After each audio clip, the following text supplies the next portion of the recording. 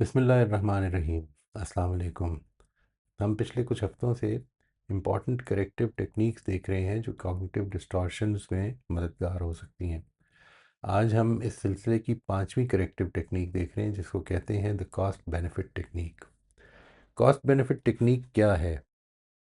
It's a simple question, what is this thought और behaviour doing for me and what is it doing to me. ये जो कुछ भी मेरी thought या बिहेवियर या फीलिंग है, ये मेरे साथ क्या मामला कर रही है, ये मुझे क्या फ़ायदा पहुंचा रही है और इसकी क्या कॉस्ट है जो मुझे पे करनी पड़ रही है। इस सवाल का जवाब तलाश करने की हम कोशिश करेंगे। यू राइट और think through the benefits of keeping a certain thought, belief, emotion और behaviour and the cost.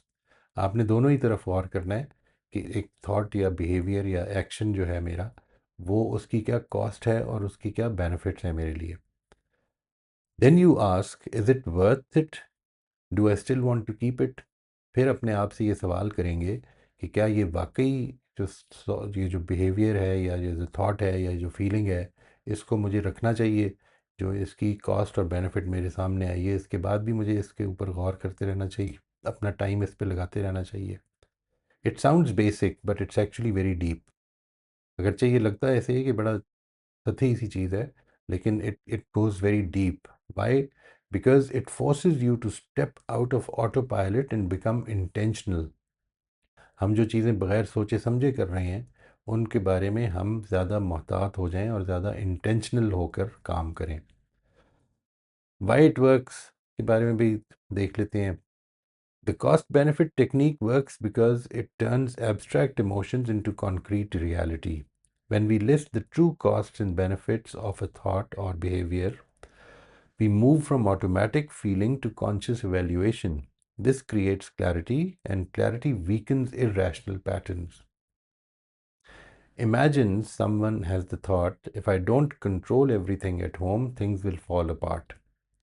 Without reflection, this belief feels necessary and protective.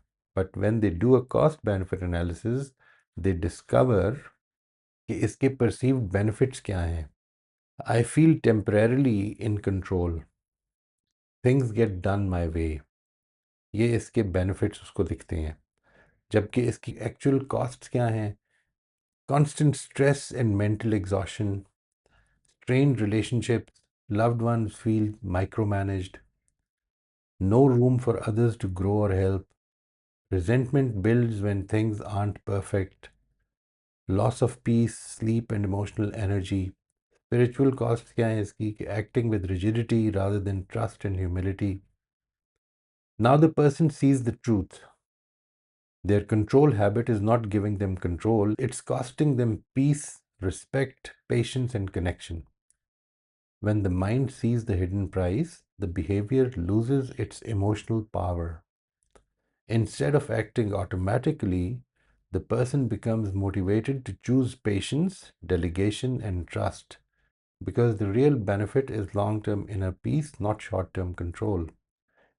In short, this method works because it exposes the illusion of benefit and forces us to face the real consequences. The change feels wiser, not forced. इस पूरे analysis के नतीजे में जो चीज़ हासिल होती है वो ये कि जो चेंज भी आएगी वो मैंने अपने एनालिसिस की वजह से करनी है, वो किसी और की वजह से नहीं मेरे ऊपर फोर्स की जा रही। इस पर देखते हैं कि हाउ टू डू इट। इसमें जो स्टेप बाय स्टेप इसका क्या तरीका होगा करने का। सबसे पहला स्टेप ये है कि identify the target. Pick one specific thought, feeling और बिहेवियर। मिसाल के तौर पर आई एम वर्थलेस या नोबडी लव्स मी। फीलिंग क्या है? कांस्टेंट गिल्ट हो सकता है, कांस्टेंट स्ट्रेस हो सकती है। बिहेवियर क्या है? Checking my phone every 2 minutes to see if they have replied. We evaluate that thing, not the whole personality. मैं अपने बारे में अपने आप को नहीं evaluate कर रहा या किसी शख्स को नहीं कर रहा हूँ। मैं असल में उस मसले को, उस थॉट को evaluation की तरफ या उस फीलिंग को या उस बिहेवियर को हम evaluate कर रहे हैं, ना कि उस शख्स को।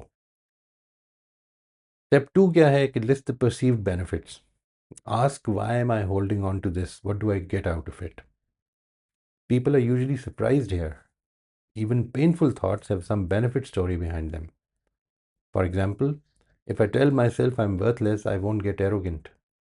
हम अगर ढूंढेंगे तो ये भी हमें इस तरह के हमें बेनिफिट्स ही मिल जाते हैं। अगर मैं अपनी नेगेटिव थॉट्स को चलने दूं तो उसके नतीजे में मैं वर्स्ट केस सिनेरियो के लिए साइकोलॉजिकली ज़्यादा तैयार हो जाता हूँ। इस तरह के बेनिफिट्स हमको नज़र आ जाएंगे। माई anger keeps me safe from being used, my anxiety keeps me prepared. इसमें आपने जिस चीज़ का ख्याल रखना है वो ये है कि write every possible benefit honestly, no mocking yourself, कोई मजाक नहीं करना है यहाँ पे। स्टेप नंबर 3 ये है कि लिस्ट द कॉस्ट। अपने आप से हम ये पूछेंगे कि what is the price I am paying for continuing this thought, feeling और बिहेवियर। ये कॉस्ट्स जो हैं it they may include emotional costs, जैसे सैडनेस है, फियर है, शेम है, स्ट्रेस है। Physical costs, tension, headache, insomnia. Relational costs, people pull away, मेरे कनेक्शंस जो हैं, मेरे रिलेशनशिप्स जो हैं वो बहुत स्ट्रांग नहीं होते हैं, लोग मेरे से नाराज़ रहते हैं। जो आपके लिए ये है उसके बारे में आपने स्पेसिफिकली अपनी सिचुएशन के बारे में लिखना है। Spiritual moral cost, I become the person I don't want to be. Time energy cost, mental exhaustion, no bandwidth left for what actually matters. Opportunity cost, जो मैं चीज़ इसकी वजह से नहीं कर पाता हूँ वो क्या है, what I am not doing because I am stuck in this situation. इस मामले में जो गाइडलाइन है वो ये कि be concrete, be specific to your situation. Step 4 ये है कि look at both list side by side and ask, is this still worth keeping?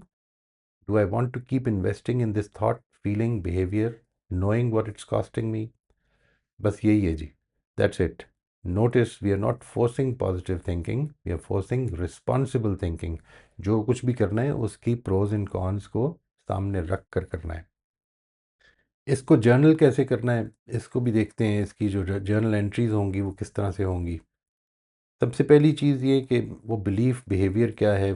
मेरा बिलीफ या मेरा बिहेवियर ये है कि I keep worrying all the time and it keeps me prepared. दूसरी एंट्री जो है वो बेनिफिट्स की होगी। शॉर्ट टर्म बेनिफिट्स क्या हैं, लॉन्ग टर्म बेनिफिट्स क्या हैं। मिसाल के तौर पर feels like I am doing something, boost of control illusion. Long term benefits क्या हैं, sometimes I plan better, occasionally I am in a position to avoid surprises. इसके बाद हमने कॉस्ट को देखना है, शॉर्ट टर्म कॉस्ट क्या है, लॉन्ग टर्म कॉस्ट क्या है। Anxiety, headache, irritability. Long term में बर्नआउट है, स्लीप प्रॉब्लम्स हैं, distracts me from action. Long term में reduces creativity, affects family mood और damages long term peace and focus। और फिर डिसीजन क्या है आपका, modify. worrying is giving me diminishing returns, for instance, this can be your decision।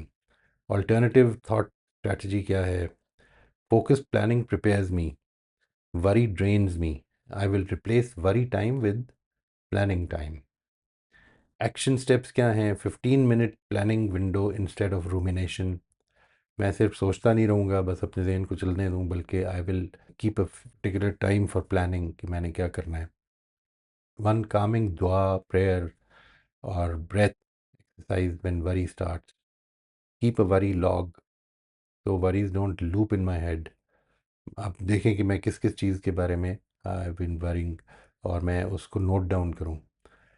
Insight क्या पैदा हुई है कि fear based preparation is not sustainable, I want peace based preparation.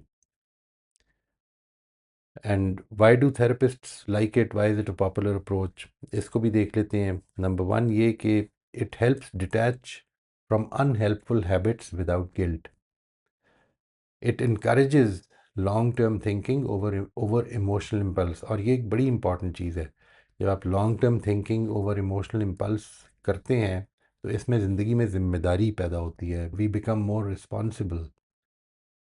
Builds intrinsic motivation for change.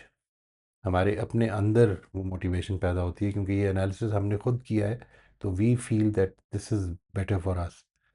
And makes internal conflict visible on paper.